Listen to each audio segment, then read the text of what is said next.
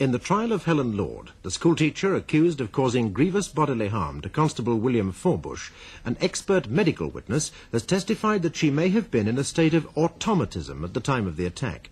Charles Lotterby, prosecuting counsel, has contested this evidence strongly. The headmaster of Miss Lord's former school at Suffolk has described an incident in which Miss Lord was involved in abducting an 8-year-old boy. And as a result of his statements, counsel for the defence, Mr. Barry Dealey, has at last forced the introduction in evidence of a confidential letter, allegedly written by Detective Superintendent Brotherton and apparently containing personal details about Miss Lord.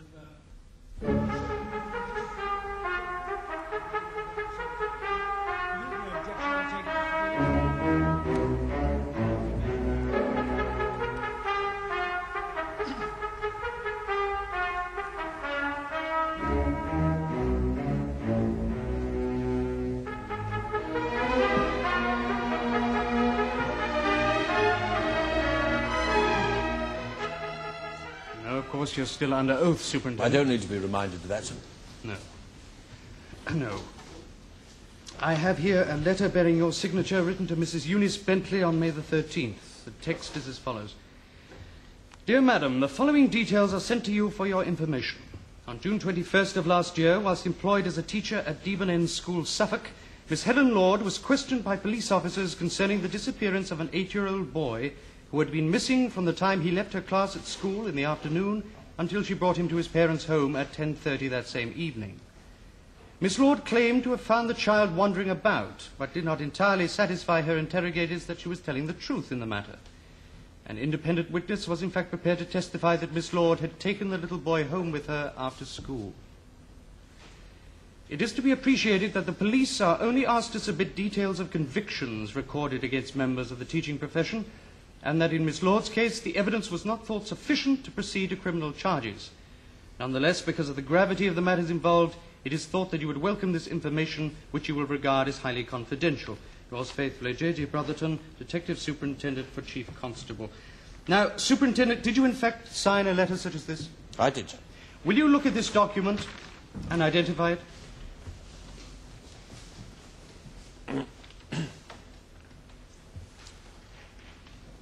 That is the letter I signed. Thank you, Superintendent. The letter should be marked Exhibit 2. Is this a fairly usual sort of letter for the Chief Constable's office to write, Superintendent? Well, sir, in the normal... Now, one moment, Mr. Dealey. You may ask questions of fact about this, but nothing else. I must make it quite clear that the police are not on trial here. Indeed, Your Honour, I am well aware they are not. It's simply that I owe it to my client to discover the motive behind the writing of such a letter. Motive? I don't quite understand you. Well, the author himself is at some pains to point out that the police are only asked to submit details of convictions recorded against members of the teaching profession. He even goes on to make clear what I myself have stressed earlier in this case, that Miss Lord has never been convicted. What then is the justification for the writing of such a letter? Yes, Superintendent, you may speak as to that. Well, the details were sent on to us from Suffolk. That's in the ordinary way of things. We have to study the material, you know, form a judgment. In Miss Lord's case, it seemed to us that really she'd been a bit lucky. I beg your pardon, Superintendent. I said it seemed to us that she'd been a bit lucky. I mean, there was pretty powerful evidence against her, actually. If the Suffolk police hadn't been afraid but had gone ahead and pressed charges, it seemed to us they would have had a case. So, you act as judge and jury? Your Honour, the court should understand that the business of the police is the prevention of crime, just as much as the apprehension of the criminal. The general public seem to imagine us standing around waiting for a crime to happen, then chasing off after the criminal like a pack of bloodhounds. Well, that's not the way it is. That's a travesty of the truth. Half the time, Your Honour, we know, but we can't do anything about it. We're hamstrung. We can't act. The court understands your concerns, Superintendent, just as it commends your sense of responsibility. However, you were out of order to use this courtroom as a platform for the expression of your grievances. You're concerned with facts, not opinions here. I apologise, Your Honour. I spoke out of turn.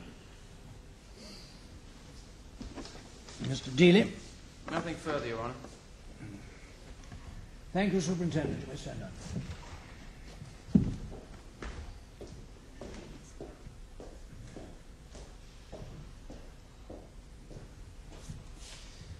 Miss Lord, Your Honour, I beg your pardon. For my next witness, I should like to call the defendant herself, Miss Helen Lord. Helen Lord, please.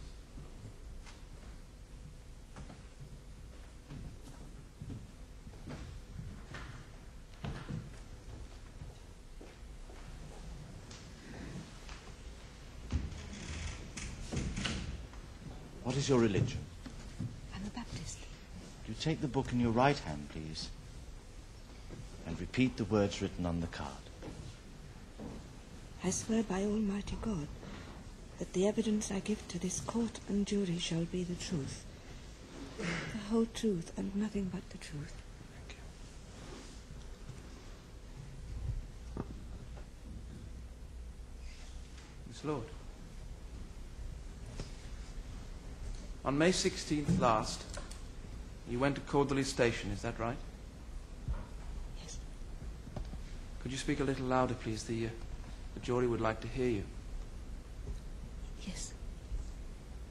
And there, you asked to see Detective Superintendent Brotherton. But on being told that he was not in fact stationed there, you became upset.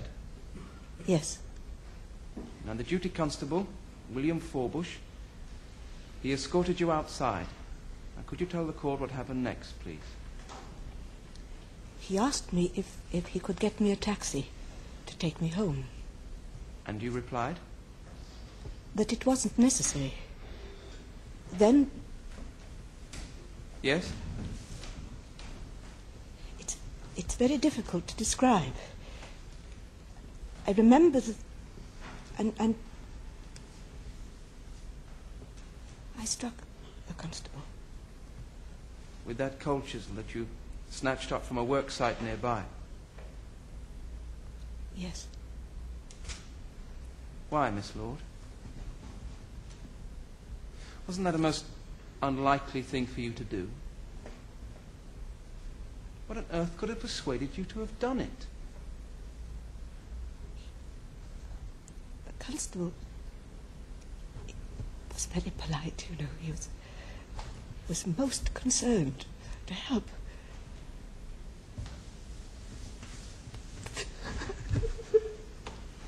Should we not pass on to... Your Honour, I apologise. I shall continue. Miss Lord.